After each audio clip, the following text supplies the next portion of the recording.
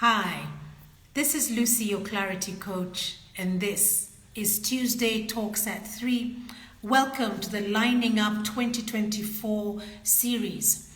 And I will be taking you through 4 steps to help you align and level up with your New Year's resolutions, just with a strong emphasis on personal development and your mental well-being. 2 very important components of our lives that it would serve us very well to pay attention to. As I mentioned, the steps will be 4. We've already covered the first step, which was resolutions versus values. And there we looked at your inner compass. What does that mean? Who are you? What do you stand up for? What is it that you like to do that is aligned to the person that you are? What are those words that you identify with? And making sure that you know what they are and show up as them. And then there's the passion that we looked at.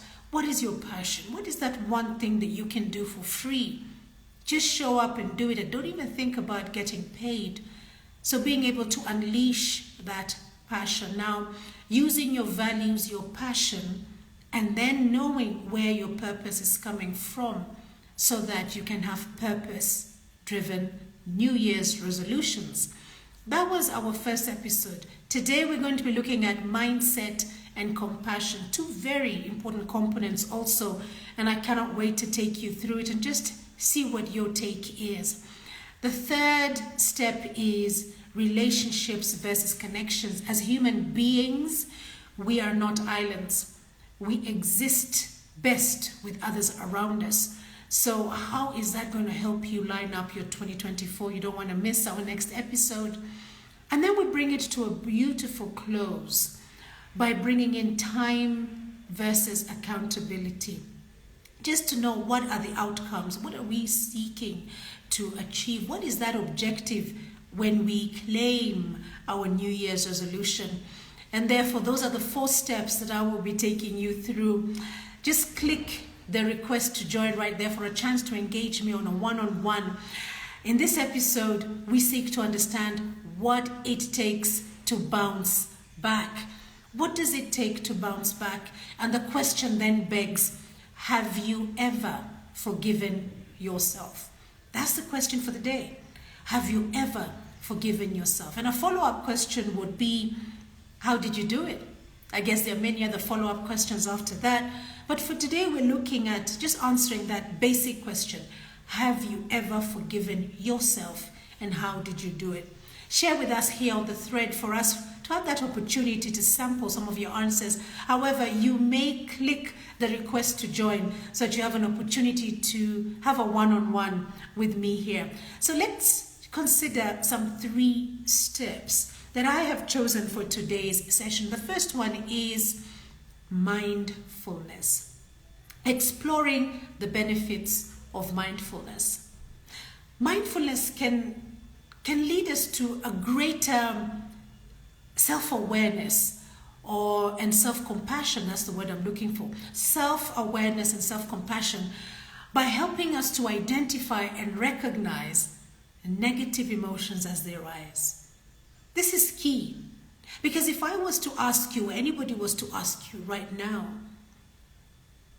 what would you like to eat? 9 out of 10 times, you would respond with what you do not want to eat. This is not unique to you. This is a human trait. You're asked one thing and your mind goes into a loss frame, into a negative frame. You want to talk about the things that are not there. Talk about the graces of life. You woke up today, you've had a meal, you've had a thought, you've worked, you've gone to school. So many things to be grateful for. But if somebody was to ask you, how is your day so far? As a human being, your go-to is to talk about the things that you do not have. And usually that goes into a negative frame. And so mindfulness helps you to identify and recognize negative emotions as they arise. Mindfulness involves observing our thoughts and feelings. All these come together because in the end, this ends up being demonstrated as actions. So what are your thoughts and what are your feelings? Mindfulness involves observing them in a non-judgmental way. And what do we mean by a non-judgmental way? Allowing yourself to be. Because this will enable you to forgive yourself. This kind of mindfulness behavior, or practice rather, will help you to get to that point of vulnerability so that you can understand what it is that you need to improve, what it is that you're struggling with, and you can forgive yourself. When we hold ourselves from a judgmental point of view, it takes up a lot of head space. Being able to forgive ourselves releases that space for other things to come in, and we can choose that it will be more of productive, fulfilling activities that will fill our mind. Let go of the self-criticism or blame that you're holding. Start to forgive yourself. Practicing mindfulness can also help us to develop compassion towards others. We tend to start to understand why somebody behaves the way they do, why somebody says what they do, why the world appears in a certain way. Practicing mindfulness allows us to develop that kind of compassion.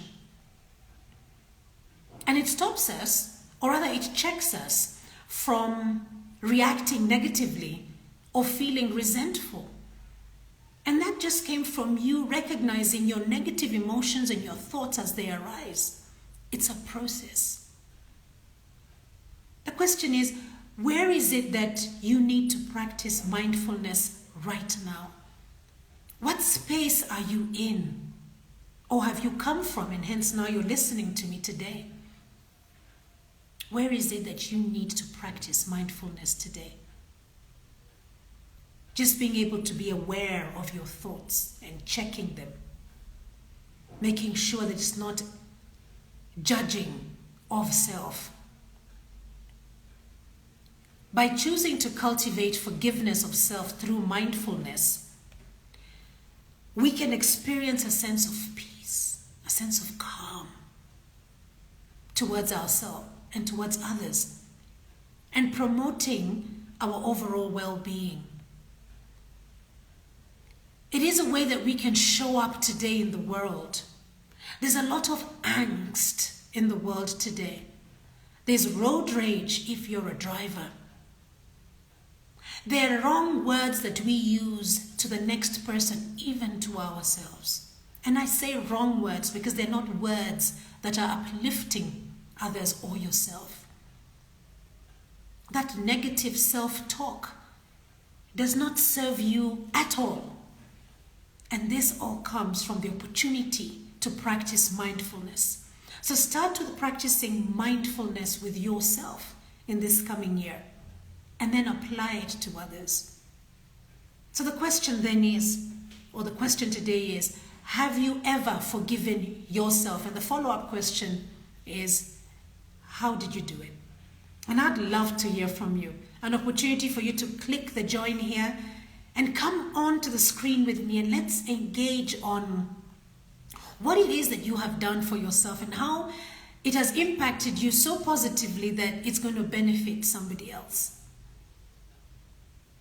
And if you are shy, then just drop it here in the chat and we'll be able to sample some of your answers. Step 2 is mindset. We've moved from looking at mindfulness, and now we're going into mindset. And this is the power of a growth mindset that I would like to touch on. Discovering how to transform negative thoughts, as we talked about, and setbacks into valuable opportunities for growth, and fostering your mental well-being in both personal and professional aspects of your life is a great way to use your mindset. There's always an alternative, and you always have a choice. You want to practice that choice in a way that you are fostering your own mental well-being and your personal development. when we consciously reframe our negative thoughts, we shift our perspective from one defeat into being resilient and into optimism. It's a beautiful place to be in, I beg your pardon. It's a very thin line. Like I said, the choice is yours. I could ask you again, what is it that you would like to have today? And you have a choice. You have a choice to fight that urge to tell me what you do not want, because that was not the question. Yet, as a human being, that is our go-to. You have a choice to fight that urge and that impulse and choose to have a positive outlook and answer the question, this is what I would like. And even as you say the thing that you like, you need to state it in a positive frame. It does amazing things to your mind and to your mental well-being, even to your personal development, because you begin to see opportunities as opposed to seeing blocks in front of you. Proactively seeking out the potential lessons and insights hidden within the setbacks just empowers you to cultivate a stronger sense of self and improve your overall mental health. This is mindset. You need to be embracing your challenges as opportunities. In fact, I like to say that your setbacks and your failures are a stepping stone to success, only when you see them as that. Again, it's the mindset. This is the power of your mindset. So once you are mindful of yourself and your inner thoughts and how they flow, only then can you be mindful of others from a non-judgmental place. Then you come from your mindset where you are looking at setbacks, if any, as opportunities to grow. Not only that, you're looking at how you can turn a negative situation into a positive one. And my question is to you now, what is it that you are experiencing right now in your life that you are seeing they're just blocks in front of you? What is it that you're experiencing that you can just pivot and look at the gift that is available to you? Being able to do that is the magic of the mindset, the magic of the growth mindset. You will not always come from a place of growth mindset, but you want that to be the place that you're heading out to. Because we are innately driven by our limiting beliefs. And there are certain things that we know to be true of ourselves. Unless they are challenged, we remain to believe that they are true of ourselves. And therefore, when we look at life through the lens of our limiting beliefs, it can be a challenge to take on a growth mindset. But I'm here encouraging you today that as you line up your 2024, not only be mindful, but discover how to transform your mindset towards a growth mindset. And like I said, this is the power of the mindset. Resilience building, that's the third step. And you can almost see where I'm coming from. We have these experiences as human beings, and we can choose to go into victim mode. It's very natural for us to go into victim mode. Perhaps it's also natural for us to have an external locus of control. That means we will blame everything, anybody out there, except us. We will not take responsibility for what it is that we are doing, or the responsibility of the part that we play in a specific situation. Being able to do that allows you to build resilience, but you have to choose to take that path. It's easier to be a victim. It's easier to blame everybody else. It's easier to even stick your head into the sand like the ostrich. So what is it that is challenging you today that you can use as a resilience building opportunity? I'm encouraging you to embrace challenges. You see, the term post-traumatic growth refers to the process of positive personal transformation following diversity. It's a result of adopting a growth mindset that enables you to perceive challenging life events as opportunities for personal growth. And I can see there's a comment right there. I see Will. Great to see you there, Will. Thank you for your question. It's actually not a question, it's a comment. You say, schooling is a block to me, but I know that through it, I can benefit others. Oh, there you go. It doesn't stop that feeling of what schooling is to you, but you are able to see the gift. And you know what will happen, Will? Slowly, you will remove the word block. And you will actually say, schooling is an opportunity for me. Schooling is an area of growth for me. You may not be there yet, but we start with small steps, and the incremental steps get us to that point of our mindset and building that resilience. Great to see you here, Coach Vuyanzi. It's been a minute. You say embrace challenges as opportunities. Exactly. Embrace challenges as an opportunity. It allows you to build the resilience muscle in you. Because challenges will exist. In every aspect of our lives, there will be an aspect of challenge, of a challenge. Take it on as an opportunity to be a better version of yourself. Self-compassion plays a critical role in this process of this positive conversion of your post-traumatic growth. It plays that pivotal role because it allows you to be kind to yourself in this process and validate your emotions while reframing your perspective. It is a process. We need to trust the process. What happens is that something unfortunate occurs in your life, let's call it traumatic, and then we use that to define ourselves. In essence, what we are doing is we are blocking the opportunity of growth. We are blocking the opportunity to see the gift that this trauma accords us. Yes, when you're going through the trauma, it is tough. It is hard. But like I always say, it's just like having a burning flame and having your palm on it, over it, I beg your pardon. You are burning. You will automatically remove your palm. This is the mindset that you need to employ when you're in a traumatic situation. You remove yourself from the traumatic situation, either physically, mentally, emotionally. You can do this. You have the power to shift in your mind.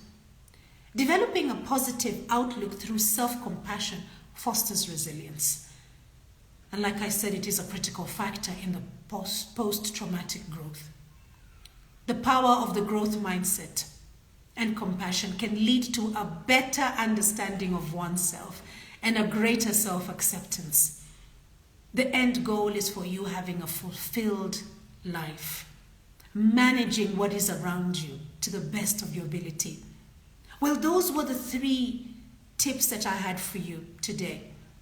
And that was on your mindfulness, on your mindset, and resilience building. Remember that personal development is a continuous journey, and each step taken towards understanding yourself and supporting yourself contributes to your overall well-being. It's a journey. Look for the opportunity in every essence of life that you come into, whatever environment that you're in.